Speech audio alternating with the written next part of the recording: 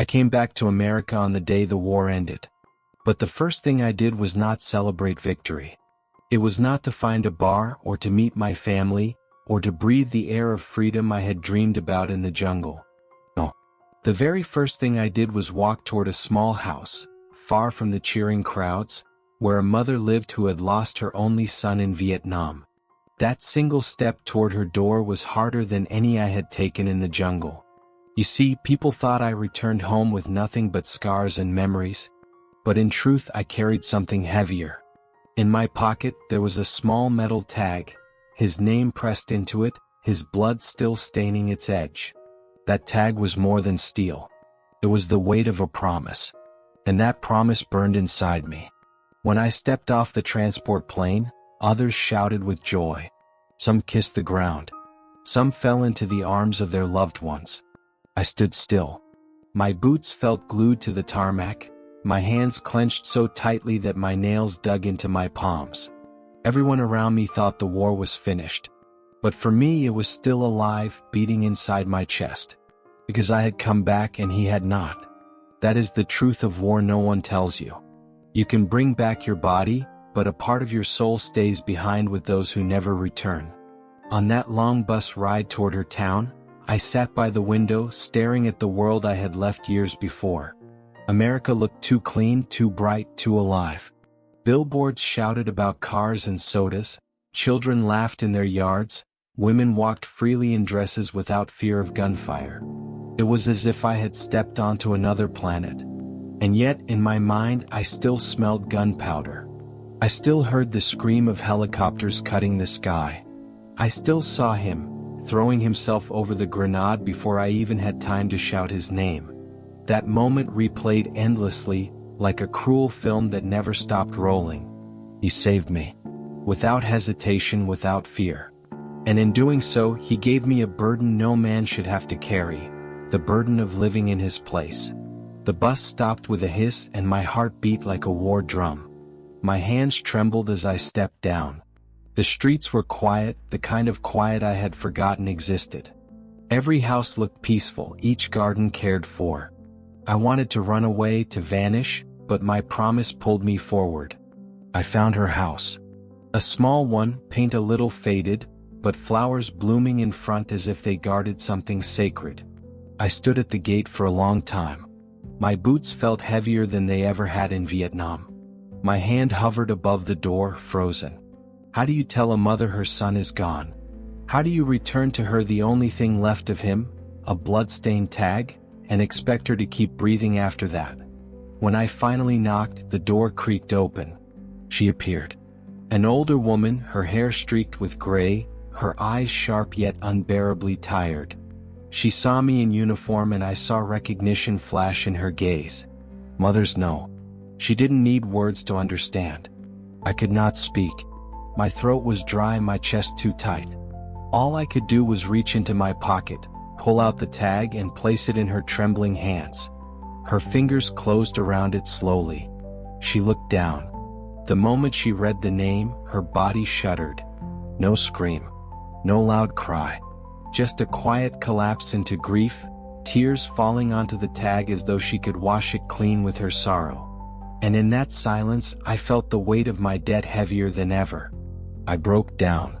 Words poured from me like a flood. I told her everything, how her son had fought, how he had carried others when they could not walk, how he had laughed in the darkest nights to give us courage.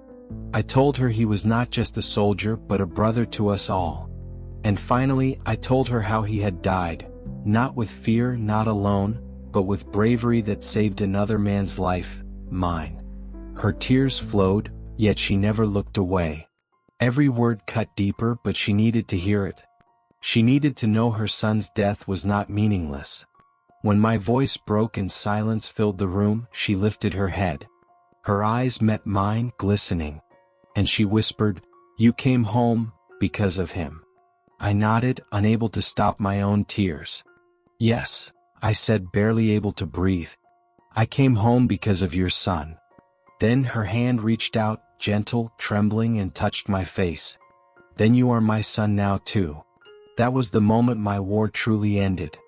After that day at her doorstep, as I walked away from her house, I realized my story with her son had not begun in the jungle. It had begun long before, when I was just a boy trying to become a man in America of the 1960s. I grew up in a small town in Texas. My father worked with his hands, hard and honest, and my mother prayed each night that I would choose a safe path. But the world was changing fast. The country was torn in half by the war in Vietnam. Some of my friends were drafted. Others burned their draft cards and fled north to Canada. For me, the choice felt less like politics and more like duty. I was 19, restless, and convinced that courage could be proven only on a battlefield. Back then, I believed what many young men believed, that war would make me stronger, braver, maybe even a hero. Looking back, I realize how naive I was. But at 19, the uniform looked like a doorway to manhood. So I signed up. The training was brutal, but in those days we wore our toughness like armor. We shaved our heads, we cursed our drill sergeants, and we swore that nothing could break us. The truth is, fear was already eating at us. None of us said it out loud, but every night lying on that thin mattress, I wondered what kind of man I would be when the bullets finally started flying. When the orders came, I boarded the plane with my unit. We joked to hide our fear. Some clutched Bibles, others letters from sweethearts back home. I carried nothing but my father's old pocket knife, a reminder of who I was before the uniform. And then Vietnam. The air hit me first, thick, wet, and heavy with smells I couldn't name. The ground seemed alive, buzzing with insects, echoing with noises from a jungle that never slept. Every step sank into mud. Every night the shadows twisted into shapes that felt like eyes watching us. The first time I heard gunfire, real gunfire, my whole body froze. It was not like the practice ranges back home. It was sharp, chaotic, alive with death. Men shouted, bullets cracked against trees, and the ground shook with explosions.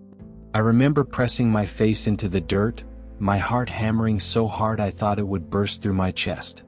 In that moment, all my bravado vanished. I was not a hero. I was a scared boy in a place that wanted me dead. That night, I thought I would not survive a week. But war has a way of changing you faster than anything else in life.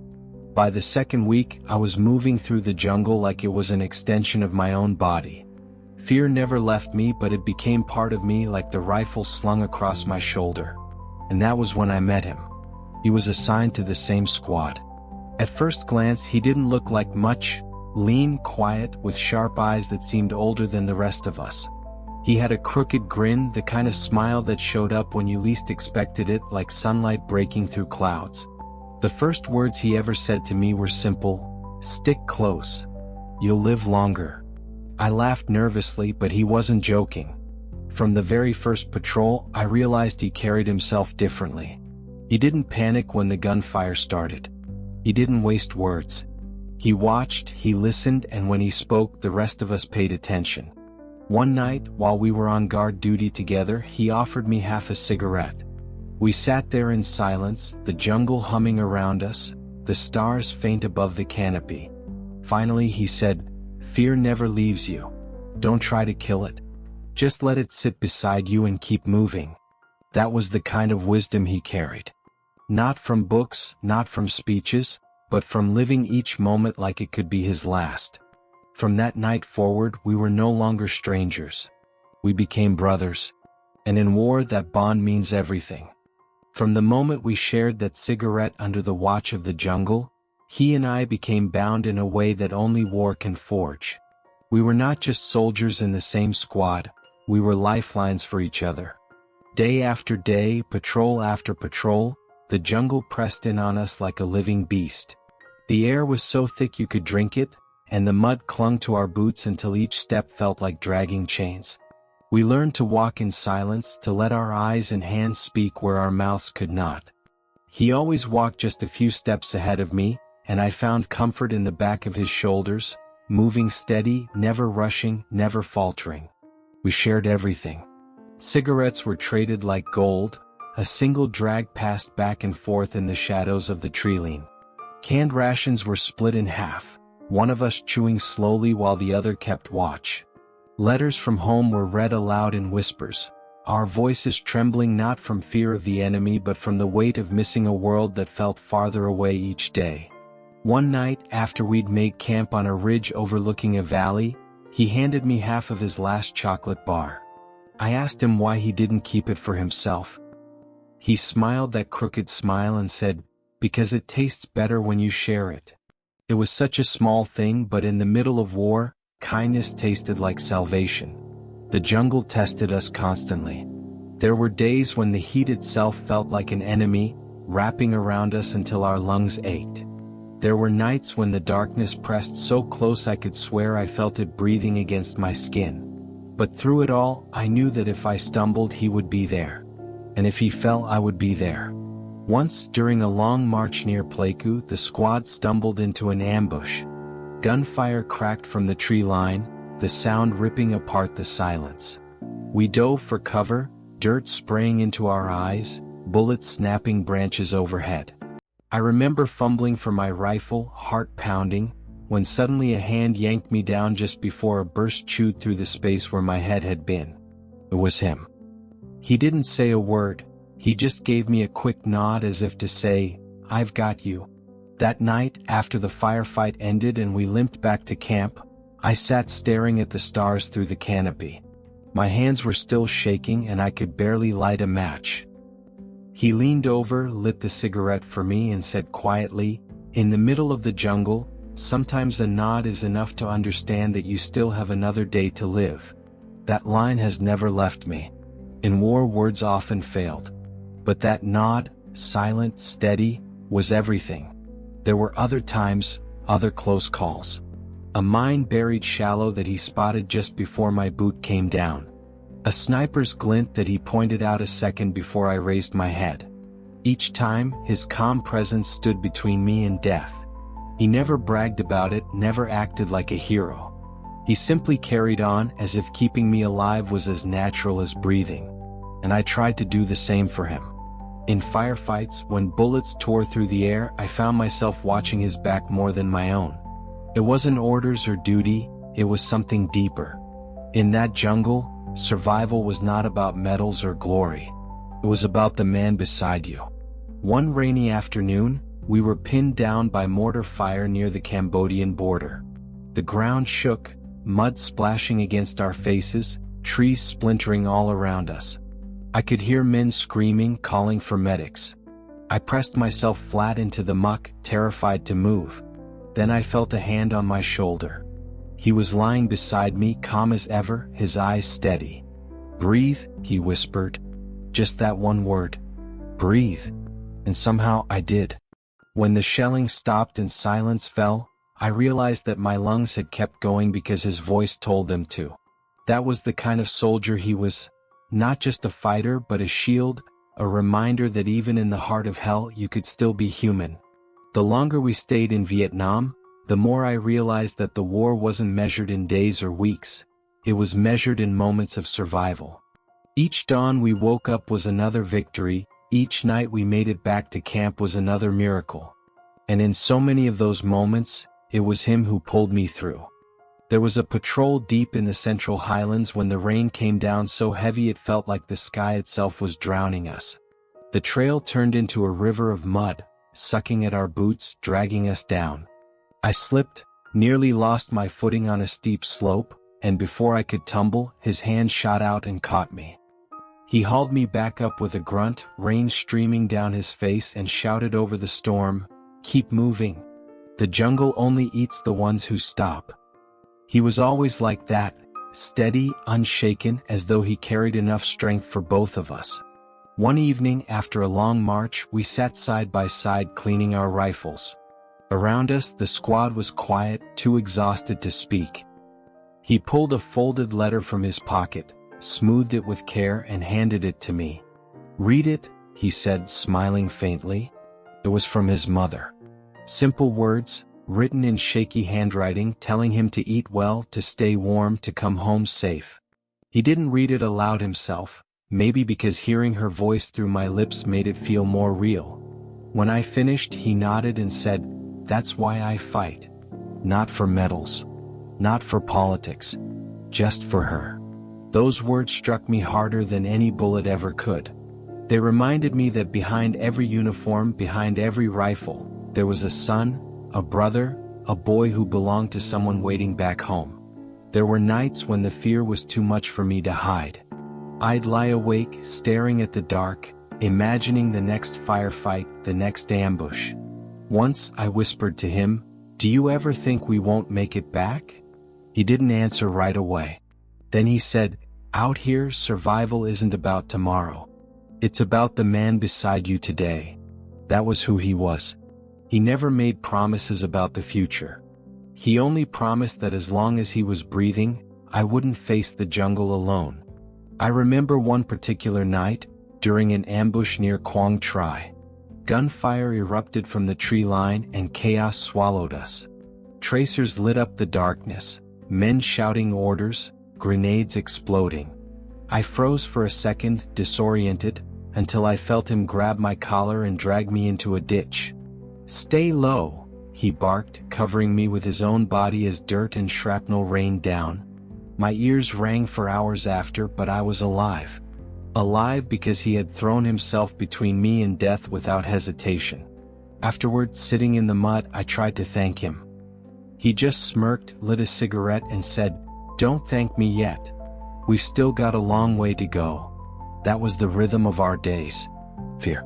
Chaos. And then his calm, pulling me back to life. But brotherhood in war isn't built only in battle. It's built in the quiet moments too. The way he'd nudge me awake for my watch when I was too tired to hear the sergeant, or the way he'd push half his meal toward me when I'd lost mine in the mud. He'd crack jokes at the worst times just to make us laugh. Once, as we crouched in a foxhole during a monsoon, soaked to the bone, he looked at me and grinned, "At least we're not paying rent." I laughed so hard I nearly forgot the leeches crawling up my legs. There were dozens of times like that. Times when humor was the only weapon we had against despair. And every time, it reminded me that we weren't just fighting to survive, we were fighting to hold on to the pieces of ourselves that were still human. Looking back now, I realized that he wasn't just my comrade. He was the compass that kept me from losing myself in the madness. With every nod, every word, every reckless act of courage, he taught me what it meant to be more than a soldier. He taught me what it meant to be a brother. War has a way of turning days into blurs, but some moments remain burned into memory with such sharpness that no time can dull them. The last battle I fought in Vietnam was one of those moments. We had been moving through dense jungle near the Cambodian border. The mission was supposed to be routine: clear the area, secure the path, and wait for extraction. But nothing about that day was routine. The air was too still, the silence too heavy. Every step felt wrong, like the jungle itself was holding its breath. I remember glancing at him. He gave me that same crooked smile as if to say, "Stay sharp, brother." Then it happened. The first shots cracked from the treeline, ripping through the air. Branches exploded, men shouted, and in an instant the jungle erupted into chaos. We dove for cover, mud spraying into our faces, the sound of automatic fire hammering our ears. Above us, the whine of helicopters cut through the sky, their rotors chopping the air as they circled like vultures over the battlefield. The smell of smoke and cordite filled my lungs, choking me. My rifle bucked in my hands as I fired blindly toward the flashes in the trees. Shouts echoed all around me, orders, screams, prayers, all swallowed by the roar of gunfire. The ground shook as mortars exploded nearby, showers of dirt and leaves raining down. Somewhere to my left, a man cried out for a medic. To my right, another fell silent in mid-scream. The world had collapsed into fire and thunder, and in the middle of it, I clung to the only anchor I had: him. He was moving ahead, fearless, pulling the rest of us forward when panic wanted to drag us back. His voice cut through the chaos, steady and sharp. "Keep moving. Stay low. Watch your corners." And then I saw it. A grenade arced through the smoke, spinning in slow motion, landing just a few feet from where I crouched. My stomach dropped. My body locked. There was no time to run, no time to think. I could only stare at it, frozen. But he moved. Without hesitation, without a moment's pause, he threw himself forward. His body hit the ground hard, covering the grenade. For a split second our eyes met. There was no fear in his face, only certainty. And then, the world went white. The blast ripped through the air, a thunderclap that stole all sound from my ears. Dirt and blood sprayed across my face. I was thrown back, my chest slammed against the earth. For what felt like forever, there was nothing but ringing in my skull and the taste of iron on my tongue. When I opened my eyes, the battlefield was still raging. Men shouting, bullets cracking, helicopters screaming overhead.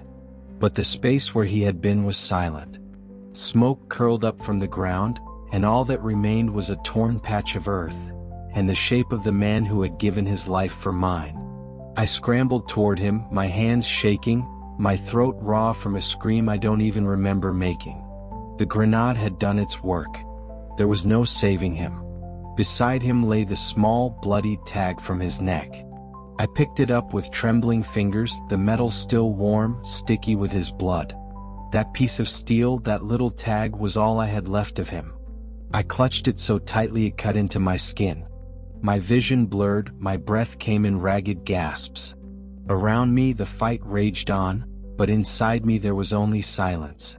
The kind of silence that follows a storm too great to comprehend. In that moment the war ended for me. Not in 1975, not when the last helicopter left Saigon, but right there, in that patch of jungle, when my brother threw himself on a grenade so I could live. I have carried that silence ever since. The days that followed the battle were like walking through smoke that never cleared. Even when the gunfire stopped, my ears still rang.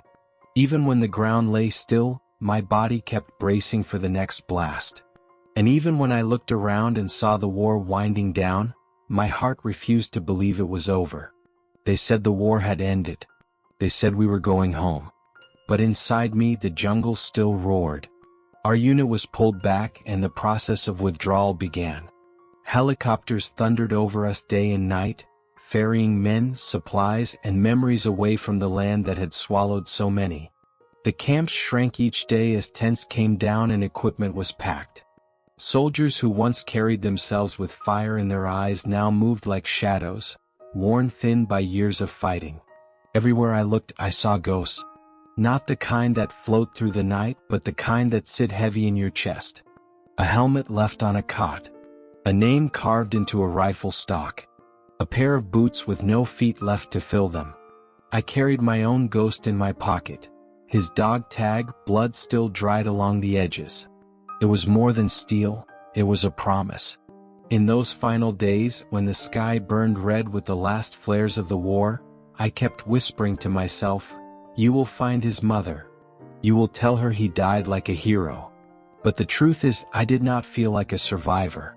I felt like a thief who had stolen a life that wasn't mine. Every step I took away from the battlefield was heavy with guilt. Why him? Why not me?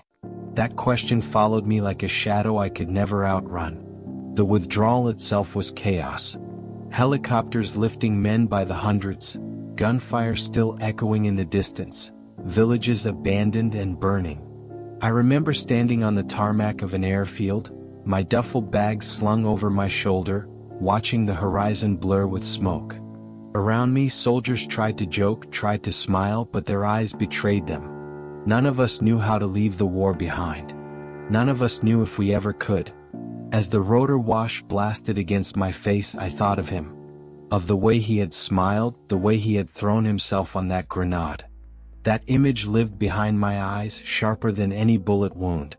It was the last thing I saw before I stepped onto the transport plane. The engines roared. The ground fell away. Vietnam shrank beneath us, green and endless, fading into the distance. Men cheered, some wept, some sat in silence. I sat clutching the dog tag, my knuckles white, my chest hollow. Leaving the war did not feel like victory. It felt like abandonment, as if I were leaving behind not just the battlefield, but the piece of myself that had died there with him. And yet, even in that emptiness, one thought anchored me, the promise. The promise that I would not let his sacrifice fade into silence. The flight back to America felt endless. Hours stretched into days as we crossed the ocean, and still I could not escape the jungle. I closed my eyes and the thud of helicopter blades became the pounding of mortars. The smell of jet fuel turned into smoke and blood. Even surrounded by men who laughed and planned what they would eat first at home, I sat in silence, clutching the dog tag in my pocket as if it were the only real thing left. When we finally touched down, the air felt different, lighter, cleaner, almost too clean. America was alive, bustling, untouched by the mud and fire I carried on my skin.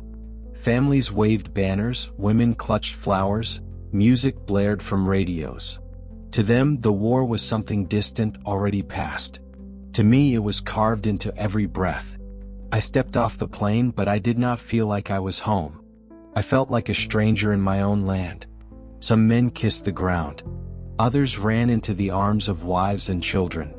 I had no such reunion. My parents were gone by then, my siblings far away.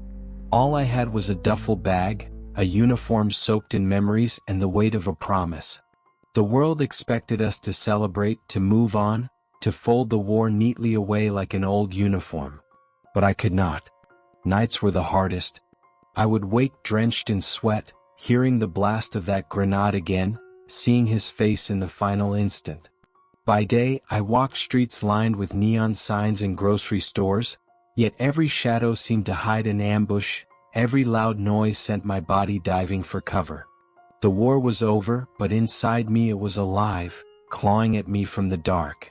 And through it all, the dog tag pressed against my chest. Cold, unyielding, a reminder that I carried not just my own life, but his as well. Every time I thought about giving in to despair, I remembered the promise. The last thing I owed him was to make sure his mother knew the truth, that her son had died not in vain, but with the kind of courage only legends are made of. So while others rushed to bars, to families, to new beginnings, I found myself boarding a bus. My hands trembled as I unfolded the scrap of paper with her address, written down by someone who knew her. I did not know what I would say when I reached her door. I only knew that I had to go. The ride felt longer than the flight across the ocean. Outside the window, America passed by in fragments, fields, highways, towns. Children playing catch, couples strolling hand in hand, shop windows glowing with food and light. To them, life was normal. To me, it was foreign, almost unreal. I had left the war behind, but it had not left me. At last, the bus hissed to a stop in a quiet neighborhood. I stepped off, the dog tag burning in my pocket like a weight I could no longer carry. My boots crunched against the pavement as I walked toward the little house with its fading paint and tidy garden. I paused at the gate, heart pounding harder than it ever had in battle. Facing bullets and explosions had been easier than this, because this was not about survival. This was about truth, about grief, about a promise that could break a mother's heart even as it tried to honor her son. I stood there for a long moment, staring at the door, my throat dry, my palms sweating. And then, with every ounce of strength I had left, I stepped forward and knocked. The knock echoed louder than I intended. For a heartbeat, I wished no one would answer. I wished I could turn and run, carry the burden alone, and spare her the pain. But promises do not let you run. Promises demand you stand and face what you owe. The door creaked open. She stood there, a small woman with gray hair pulled back, her hands still dusted with flour from the kitchen. Her eyes, though tired, were sharp. The kind of eyes that had watched the horizon for years, waiting for a son who never came home. For a moment she studied me silently. My uniform marked me as a soldier, but her gaze seemed to cut deeper, as if she already knew why I was there. My mouth went dry. My throat locked. Words failed me. Instead, I reached into my pocket and pulled out the dog tag. The metal gleamed dully in the afternoon light, still scarred with bloodstains that no amount of rubbing could erase. I held it out with trembling hands. Her fingers shook as she took it. The moment her eyes fell on the name engraved there, her whole face broke. She gasped, staggered, and clutched the tag to her chest as if it were her son himself. Tears spilled down her cheeks, silent, endless tears that seemed to carry the weight of all the years of waiting, all the nights of praying. I stood frozen, my own tears burning behind my eyes. No battlefield had ever made me feel so powerless. I was with him, I whispered at last, my voice cracking. I was there. She looked up at me, her face trembling, and simply nodded for me to come inside. The house was small, filled with the scent of bread and old wood. The walls were lined with faded photographs, family gatherings, birthdays, a young boy smiling at a school desk. My eyes stopped on one picture. Him in high school football gear, his grin so wide it lit up the whole room. That was the same grin I had seen in the mud of Vietnam, the same grin that had steadied me when the world fell apart. We sat at a small wooden table. She held the tag in both hands, gripping it so tightly her knuckles whitened. I sat across from her, my heart pounding. I had faced ambushes, firefights, and explosions, but nothing had ever demanded more courage than opening my mouth in that moment. I told her everything. I told her about the first time I met him, how he offered me half his rations and shared his cigarettes when supplies ran low. I told her about the way he carried men who couldn't walk, the way he made us laugh even in the darkest nights. I told her about the nods, the small gestures that meant survival in the jungle. And finally, I told her about the last day. I told her how the firefight had swallowed us, how the grenade landed at my feet, how I froze, how he moved. I told her about his eyes meeting mine in that final instant, no fear, only certainty. And I told her how his sacrifice gave me the life that now sat at her table. She wept the whole time, her shoulders shaking, but she never asked me to stop. She needed to hear it all, every detail, every breath of her son's life and death. When I finished, silence fell between us. She wiped her eyes with the corner of her apron, then reached across the table with a trembling hand and touched my face. Her voice was soft, broken, but steady. You are not just a soldier who came home. You are my son now too. In that moment, I felt something break inside me and something new take its place. I had lost a brother, but I had gained a mother. The house was quiet, but it was the kind of quiet that carries echoes. Every word I spoke seemed to linger in the air, mixing with the scent of bread and old wood, with the faint ticking of a clock on the wall. She sat across from me, her eyes swollen from crying, but her gaze fixed on me as though she could not afford to miss a single syllable. I told her about the nights in the jungle when her son and I whispered jokes just to chase away the fear. I told her how he would share letters from her, the way he smiled whenever her words reached him. I told her about the day he showed me a photograph of her, holding it like a treasure, telling me, "She's the reason I keep moving. She's why I can't give up."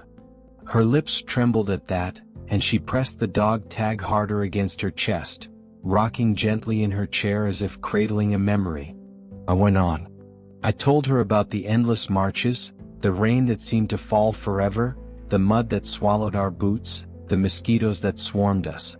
I described how her son always found a way to make us laugh even then. How he would look up at the sky and say, "If this war doesn't kill us, the weather will."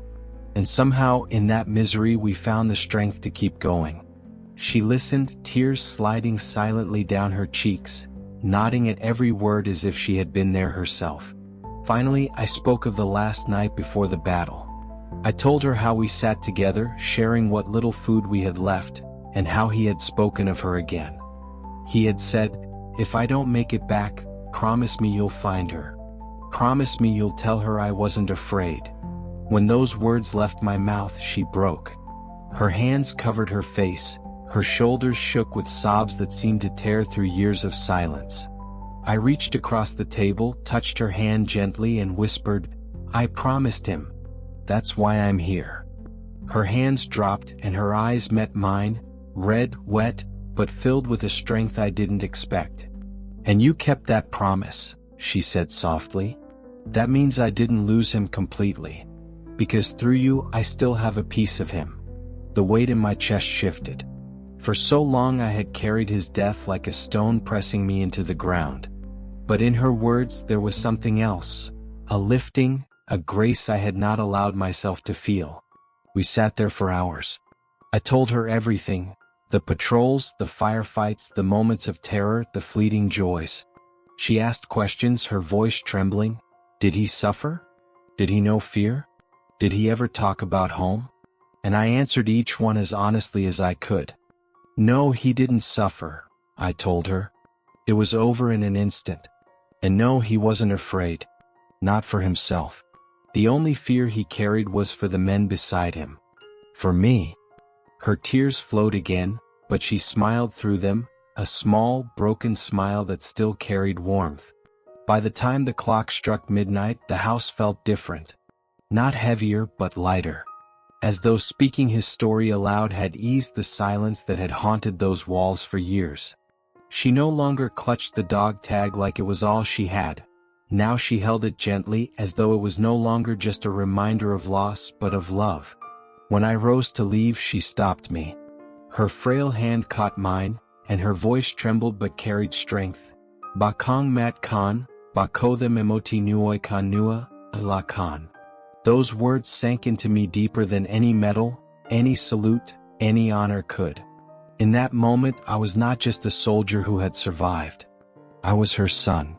And for the first time since I left Vietnam, I felt that maybe survival had a purpose. Morning light filtered through the thin curtains, painting the small kitchen in soft gold. I had barely slept. The night had been heavy with memories, the sound of her quiet sobs in the next room echoing my own.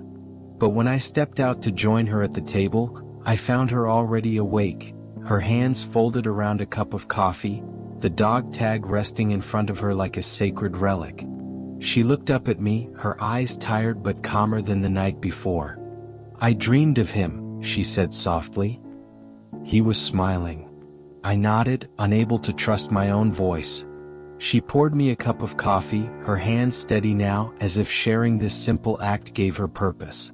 We sat in silence for a long time, the only sounds the ticking clock and the distant hum of a passing car. But it was not the suffocating silence of grief anymore. It was something gentler, like the silence between two people who understood each other without words. Then she spoke again. Tell me more. Not about how he died. About how he lived. And so I did. I told her stories I hadn't spoken aloud in years. About how he would sneak extra rations to the younger guys who hadn't eaten enough. About how he once patched up my arm when I was too stubborn to go to the medic. About how, even in the worst days, he could find a reason to laugh. A joke about the mud, a song hummed off-key, a bet about who could carry the heaviest pack. Her face softened with each memory, the tears still there but mingled with smiles. For every story she seemed to see not just the soldier but the boy she had raised. The boy who had left home full of dreams and never returned. Hours passed like minutes. The house, which once felt haunted by absence, now seemed alive with his presence. His voice filled the room through mine, his laughter echoed in the pauses between sentences. It was as if, for the first time in years, she had him back, not in flesh but in spirit. At one point I hesitated. The guilt that had lived inside me for so long pressed against my chest. It should have been me, I whispered. He gave his life for mine. I don't know how to carry that. Her hand reached across the table, gripping mine with surprising strength. Her voice trembled but carried a certainty that shook me. He made his choice and he chose love. Don't dishonor it by wishing it away. Honor it by living. The words cut through me like a blade, but instead of pain, they left a strange warmth.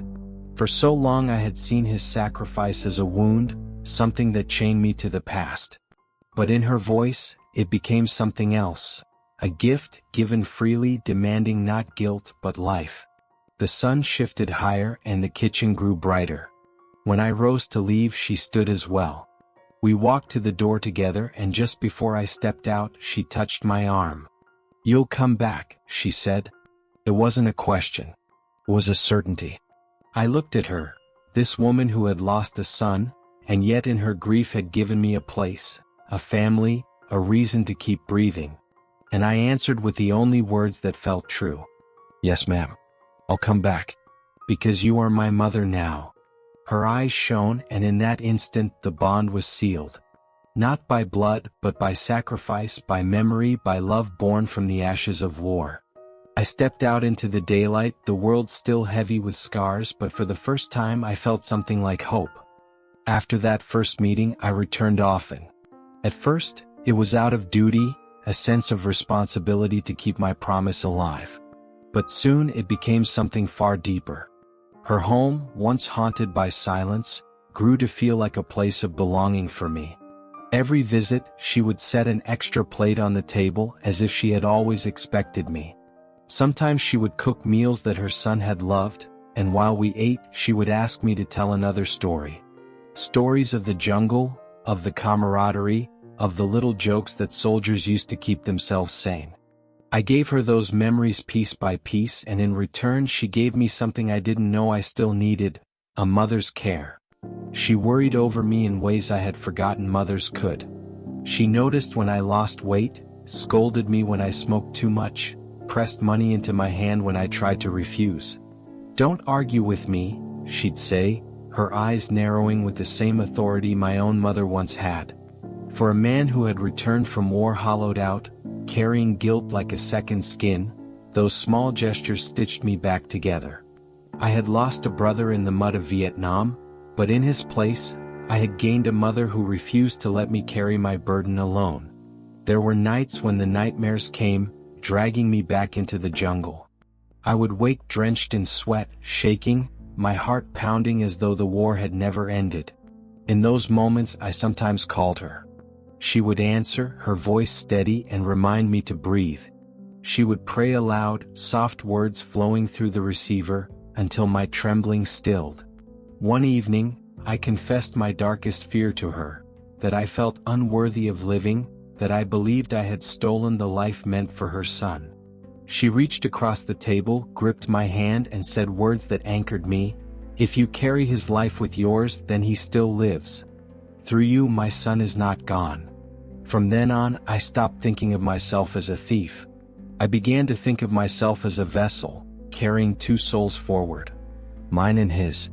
Her neighbors began to notice my presence. Some asked questions, curious about who I was. She always smiled and said, "He's my boy." My son came back to me, just in a different way.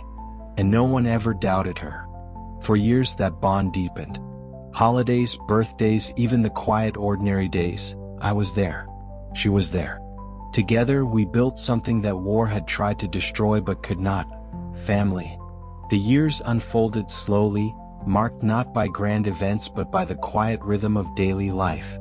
I would come by on weekends, sometimes with groceries, sometimes just to sit and drink coffee. She always welcomed me as if I had been gone for years, though it had only been days. There was comfort in those ordinary routines. Fixing a squeaky door for her. Mowing her lawn in the summer heat. Sitting on the porch in the evenings, watching the sun sink low as she told me about her younger years.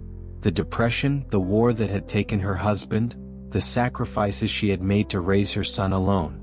Listening to her, I realized that resilience ran in their blood. Her son's courage had not come from nowhere.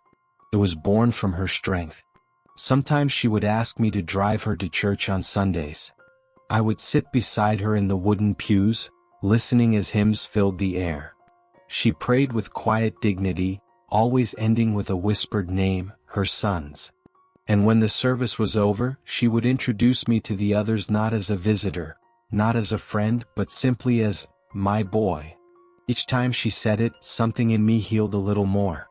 On holidays, she insisted I sit at the head of the table. At first, I resisted, saying that seat belonged to her son. She shook her head firmly. "It belongs to family," she said. "And that is what you are." The first Christmas we shared together, she gave me a small wrapped box. Inside was a framed photograph, her son in uniform, smiling with the same unshakable grin I remembered. Beneath it, she had written in careful script, "2 sons, 1 mother." I couldn't hold back the tears. Life with her brought a peace I hadn't known since before the war. But it wasn't only peace, it was responsibility. She reminded me daily through her presence that survival came with purpose. She taught me that living fully, kindly, faithfully was the only way to honor the man who had fallen for me. There were still hard nights, of course. Times when I felt the weight of memories pressing me down, when the sound of fireworks in July sent me back to the jungle. But she was always there. Sometimes it was just her hand on mine, other times it was her firm voice telling me to straighten my shoulders and remember who I was. She never allowed me to sink too deep into despair. "You are alive for a reason," she said once, looking me straight in the eyes. "Don't waste it by living halfway. Live for both of you." And so I did. I built a life, slowly, awkwardly at first, but with her encouragement, it grew steady. I found work, made friends, even dared to laugh again. And every milestone, every step forward, she was there. Not watching from the sidelines, but standing at my side as only a mother could. What war had taken life, through her, had given back. Time, relentless as it is, carried us both forward. She grew older, her hair turning from gray to silver, her steps slowing, her hands trembling more often as she poured her morning coffee. But her spirit remained unshaken. Even in her frailty, she carried the same quiet strength that had raised a son alone and adopted another through war's ashes. I visited more often as the years passed. I fixed the things her hands could no longer manage. The roof, the garden, even the stubborn old stove that refused to light. She would fuss, telling me not to work so hard, but her eyes glowed with gratitude every time. In truth, I needed those tasks as much as she did. They made me feel useful, anchored, tied to her life in ways beyond memory. We celebrated birthdays together, though she always claimed hers wasn't worth noting. She would insist that the cake was for me, not her. And yet, when I placed candles before her, she would close her eyes, whisper a prayer, and blow them out with the faintest smile. As her health declined, I began to see the toll of the years more clearly. Hospital visits grew more frequent, and the house that once rang with her voice grew quieter. There were nights I sat at her bedside, listening to her breathing, praying silently that I would not have to say goodbye too soon. One evening she took my hand and spoke with a clarity that cut straight through me. "When the time comes," she said, "don't remember me for the years I lost. Remember me for the love I gave. Because love, that's the only thing that survives." I tried to answer, but my throat closed up. All I could do was squeeze her hand, holding on as if I could anchor her to this world. In 1998, the time I had feared arrived. She passed quietly in her sleep, with the dog tag still resting on the nightstand beside her bed. I sat there for hours after the nurses had left, holding her frail hand in mine, unwilling to let go. The funeral was small but filled with warmth. Neighbors, church friends, and a handful of people who had known her long life gathered.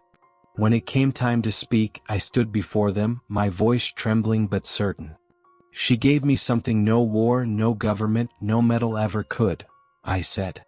"She gave me back a family. And through her, I learned that survival is not just about breathing, it's about living for the ones who can't." I placed the dog tag in her hands before the casket was closed. It was hers as much as it had ever been his. When the earth covered her, I felt both the sharp sting of loss and the steady weight of gratitude. She was gone, but what she had given me would never fade. Even now, all these years later, I still hear her voice when the nights grow dark. I still feel her hand on mine when the memories threaten to drown me. And I still carry her words etched into me as deeply as any scar. "Don't waste it by living halfway. Live for both of you." She was my mother. She will always be my mother. Time, relentless as it is, carried us both forward. She grew older, her hair turning from gray to silver, her steps slowing, her hands trembling more often as she poured her morning coffee. But her spirit remained unshaken. Even in her frailty, she carried the same quiet strength that had raised a son alone and adopted another through war's ashes. I visited more often as the years passed. I fixed the things her hands could no longer manage. The roof, the garden, even the stubborn old stove that refused to light. She would fuss, telling me not to work so hard, but her eyes glowed with gratitude every time. In truth, I needed those tasks as much as she did. They made me feel useful, anchored, tied to her life in ways beyond memory. We celebrated birthdays together, though she always claimed hers wasn't worth noting. She would insist that the cake was for me, not her. And yet, when I placed candles before her, she would close her eyes, whisper a prayer, and blow them out with the faintest smile. As her health declined, I began to see the toll of the years more clearly. Hospital visits grew more frequent, and the house that once rang with her voice grew quieter. There were nights I sat at her bedside, listening to her breathing, praying silently that I would not have to say goodbye too soon. One evening she took my hand and spoke with a clarity that cut straight through me. "When the time comes," she said, "don't remember me for the years I lost. Remember me for the love I gave. Because love, that's the only thing that survives." I tried to answer, but my throat closed up. All I could do was squeeze her hand, holding on as if I could anchor her to this world. In 1998, the time I had feared arrived.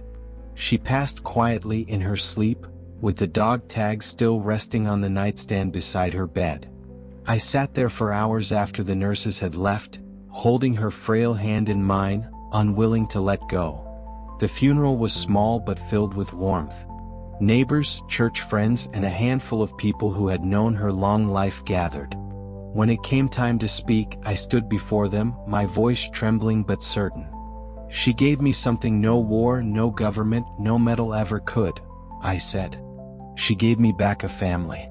And through her, I learned that survival is not just about breathing, it's about living for the ones who can't." I placed the dog tag in her hands before the casket was closed. It was hers as much as it had ever been his.